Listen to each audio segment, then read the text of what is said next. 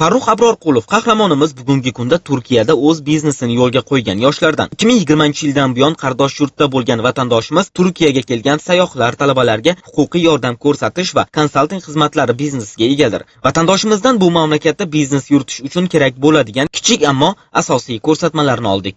Yo'lda asosiy masala qiyinchilik tomoni ma'lum bir muddat eng kamida star ishlaydigan bir yigit xodimni topish o'zi qiyin. Ikkinchi masala, unga oylik daromadni rasmiy to'laydigan bo'ladigan bo'lsangiz, soliqlari bilan hisoblaganda eng kamida bitta ishchi ishlatish $1000 ko'proq rasxodi bo'ladi. Bundan tashqari bitta xorijlik fuqaroni olish uchun 5 nafar turk fuqarosini ishlatish degan qonuni bor. Ya'ni men hozir O'zbekistonda ishlatish uchun 5 ta ishga olishga majburman. Rasmiy demoqchim shunaqa. 5 ta turk ishga olgan taqdirimda ham ushbu turk fuqarolariga har oyda kamida $1000 oylik to'lashga majburman.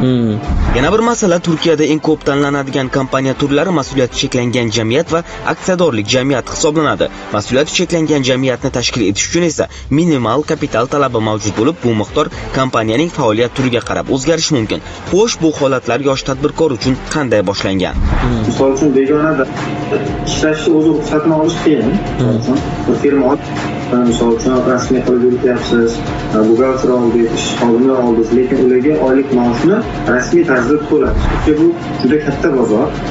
Ushbu bozorda baribir qanchalik kengroq misol uchun xizmat ko'rsata olsangiz, shunchalik tez ko'tarilasiz. Hozirda ofisda har kuni kelib ishlaydigan xodimlar soni 2 ta, lekin onlaynda ishlaydigan soni 5 ta. Umumiy shuncha xodimlar hisoblaydigan bo'lsak, marketing jamoasidagi 15 nafarga yaqin xodim ushbu faoliyatdamiz. O'rtalama qiymatini olganda 1 yillik daromad $100,000 atrofida. Qahramonimizning gapidan shuni bilish mumkinki, qardosh mamlakatda biznes boshlash jarayoni murakkab bo'lishi mumkinligi sababli tajribali yuristlar va moliyaviy maslahatchilar bilan hamkorlik qilish tavsiya etiladi. Bu nafaqat qonunchilik talablariga rioya qilishda, balki biznesingizni muvaffaqiyatli yo'lga qo'yishda ham yordam beradi.